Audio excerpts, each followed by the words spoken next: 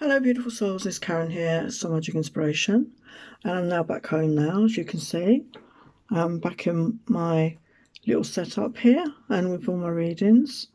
So today I felt guided to do another goddess reading, and today we're going to focus on the goddess Aphrodite, maybe one of the most famous of the goddess, also known as Venus. So Greek mythology, her name was Aphrodite, and Roman mythology, her name was Venus. So basically love, we associate those words and names with love.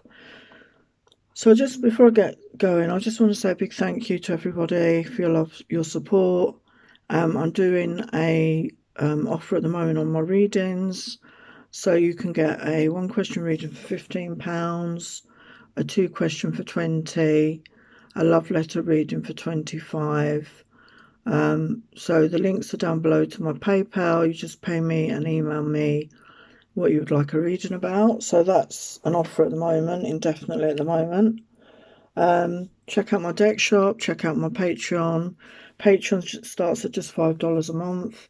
There's a new tier on there for just $5.50 a month, and they are all exclusive 18 plus. There's 3 on there right now because I've just started that tier, and there will be more to follow on there. Okay, so let's get started. So we've got some messages from Aphrodite, and the main message is about self-love. So I just wanted to get a little background about Aphrodite for those that don't know the story. So the story was that she was born out of the white foam that was produced by the severed genitals of her father Uranus, and her name comes from the Greek word aphros, Aphros, meaning foam. But I also pick up, obviously, that foam, the white foam, could have another meaning, if you get my drift. So yeah, so that's how she came to be. That's the myth.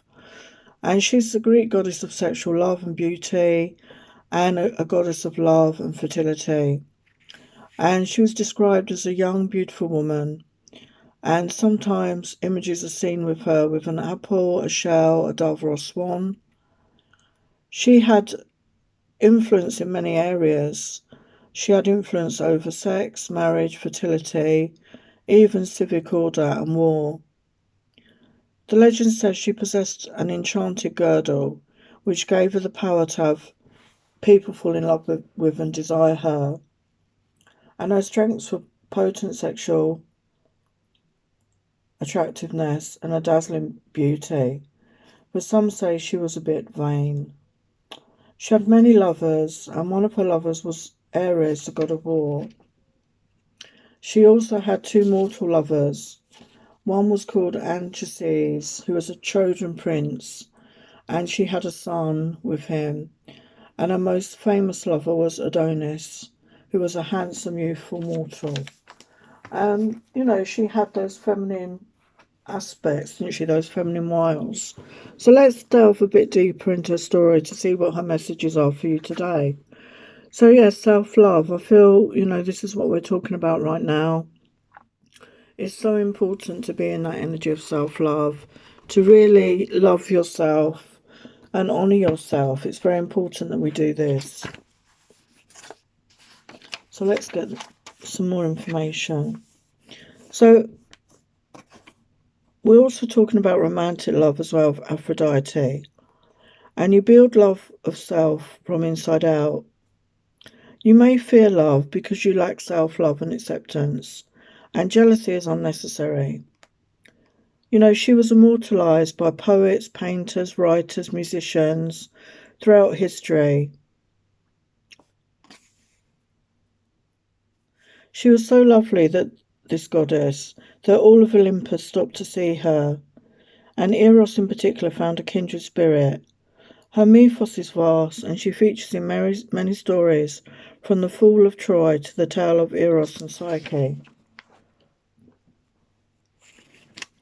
Aphrodite eventually married the brilliant blacksmith Hephaestus, I'm sorry if I'm pronouncing that wrong, Salvira, though according to one story she was forced to marry him upon Hera's request. She inspired many other gods to love her, And it's said that any human who beholds her can never look upon another woman without comparing her to the goddess. While her role as a goddess of romantic love is well known, her primary lesson is self-love. Aphrodite shows us we are born perfectly lovable and ready to accept our own beautiful selves. She encourages the development of love from the inside out rather than the outside in. This way, we do not rely on anyone to give us our sense of self-worth or self-esteem. We know we are worth it. Without a healthy self-love, we reduce our personal power, often falling into petty jealousies, judging our bodies and numbing our minds.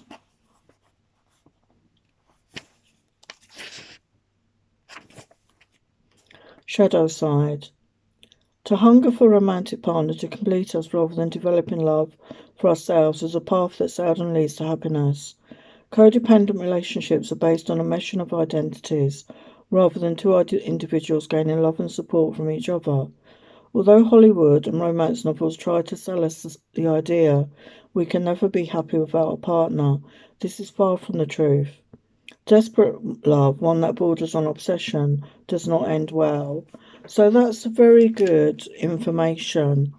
And at the end, there's an invocation here that we can do, which I should do at the end.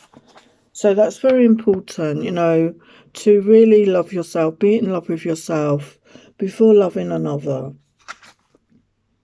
Yeah, passion as well, love, passion, sex, it all goes together. Following your passion in life is so important. To be passionate about your life, living a passionate life. She teaches us about our own sexuality and to be in touch with the material pleasures of the world. Think about what you've been passionate about and let that be a clue to reveal the answer you're looking for. So what are you passionate about in your life? What stirs your passion, in all areas of your life? Follow your passions, in your work, in your romantic life, in your friendships, in your activities, follow your passions. It's so important that we do that. And we've got inner goddess. Awaken the goddess within you through dance, self-care, and appreciating your divinity. Yes, it's so important. Along with self-love goes self-care, doing those things for ourselves that we love, honouring ourselves, by eating, drinking, taking care of our body, taking care of our mental health, doing all the things that you would do or suggest to a friend that was in need. Just being there for yourself in all areas of your life. Yeah, eternal love. So you are loved eternally. You are part of Source. You are part of the divine. We are all aspects of Source.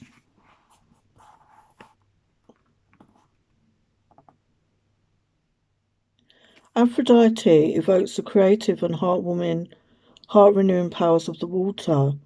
She was a divine queen in Lemuria and reigned over all matters of love, romance, and relationships. Her temple contained a huge rose quartz crystal. Aphrodite heals our defences against accepting love. Her mirror reveals our true identity, our true beauty.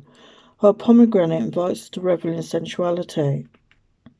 Aphrodite asks us to treat romantic love with respect, for it's a sacred practice. Our partners are divine teachers, bringing opportunities to learn everything about our own hearts. Beloveds, see yourself as I see you, as an everlasting expression of the divine. Heal those old wounds of not beautiful or not lovable. Look into the mirror and see your true essence. Your relationships echo your relationship with yourself and the goddess. As you practice loving yourself, so you'll see this rebirth of self-love reflected back to you by your partner, friends, family, and the entire world. Renew your trust, as love never truly leaves. Your heart has a different healing pattern from your mind. So if you're in the process of heartbreak, listen to what your heart is saying. Create a fresh template of love with a vibration that honours you. My spirit is breathing excitement and passion into your heart. A new cycle of love awaits. Amplify romance in your life with simple gestures like buying flowers for yourself or a surprise for your loved one. Book a pampering treatment to reflect your inner beauty and self-worth. Invocation. I cherish myself and create beautiful relationships. Yes, that is such beautiful advice. And it's so true that we need to be in love with ourselves, to really honour ourselves, to be in that love, self-love. And I do talk about this in my readings a lot. When you're in that beautiful energy of self-love, you will attract the same in another, because it's two whole people, two people that love themselves wholly, that can come together in union. Yeah, and then we have romantic love. So let's see what else she wants to say.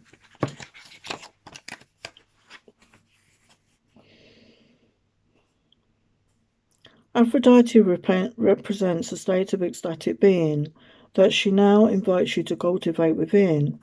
You can experience the world as a sensual, expressive, creative being if you allow yourself the freedom to explore what this means to you. Perhaps this is a portent of a new partnering or a deepening of the one you already have. Or perhaps this is a time for you to claim this aspect of your nature, which may have been dormant for a while. Aphrodite invites you to fall in love with your life now, and to choose to look for that essence and expression of love all around you. By doing so, love will increase tenfold, and you will see evidence of it everywhere. This is your sacred task when Aphrodite chooses to aid and empower you. Your alignment task is to stay present, release judgment, and see the treasure of what lies in front of you. You may discover something painful is actually a beautiful gift. Indeed, it could be exactly what you need to release the old patterns that no longer serve you. Be careful of the addictive quality of longing, yearning for elusive love, and a fixation on desired outcomes. This only creates more of the energy of unmet desire, and you may find yourself unable to discern what is true. Release expectations and attachments and simply see what arises, and remain aware and accountable for your side of things. Make amends if you need to, and trust that all is well. Even your partnership with the universe may need refining as you let go of your need to have things your way, and call on the goddess Aphrodite to lead you to a healthier, more satisfying experience. Beautiful, beautiful messages.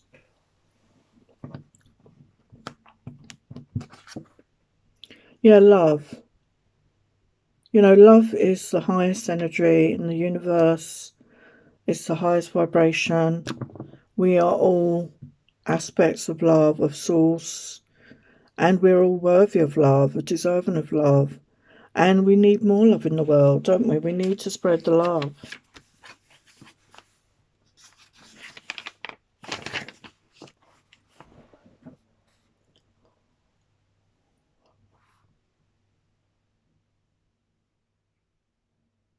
Aphrodite in her beauty represents desire and the will to pursue love.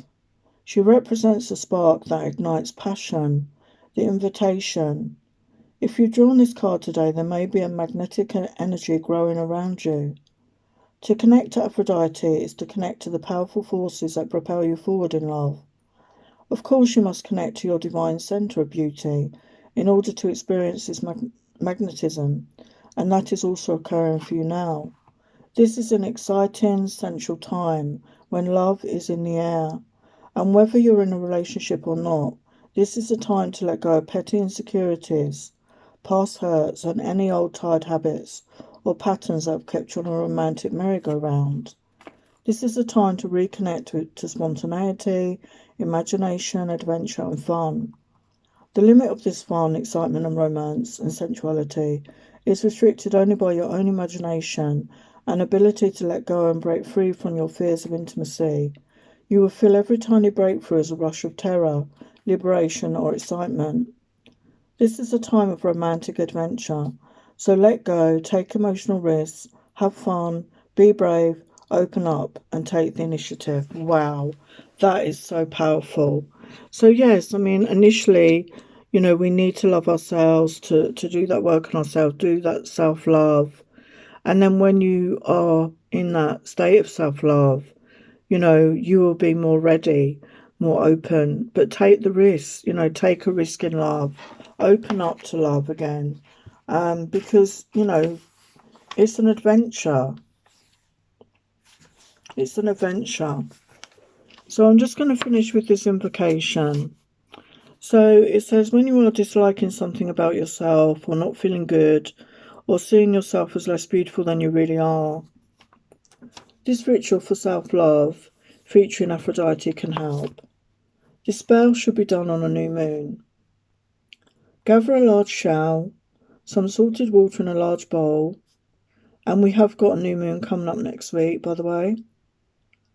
If you're not near the beach, add sea salt to the water. Have a blue candle, a pink candle, some fragrant incense, and a small mirror. Light the blue candle and say, Aphrodite, born of foam, beauty and love incarnate, I ask you to bless me today and listen to my prayer. Now light the incense and place the shell in front of the blue candle and say, Gifts for you, O gold-crowned Queen of Kypros. Now wash your hands in the bowl of salted water, saying, I wash away all doubt, I wash away all that does not serve me, I wash away in your sea the lack of love I have for myself. Now light the pink candle and say, Sweet Aphrodite, you show that love of self leads to love of others. Fill my mind, body and soul with an appreciation for who I am and a deep self-esteem.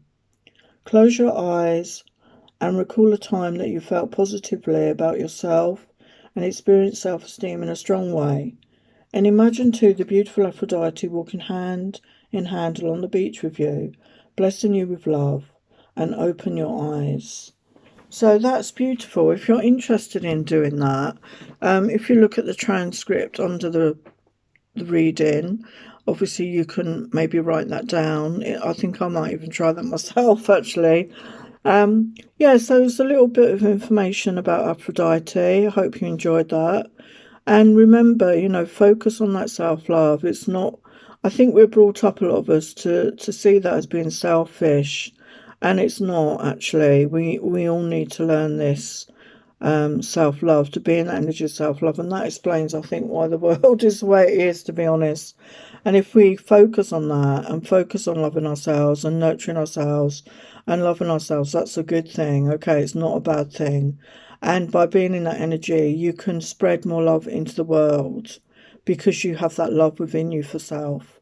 And by being in love with yourself and having that self-love, you can share, there's more love to share for others, if that makes sense. So I'm sending you lots of love and blessings. Thank you for watching. If you like my content, please subscribe, like, share, comment, and I will see you next time. Bye for now.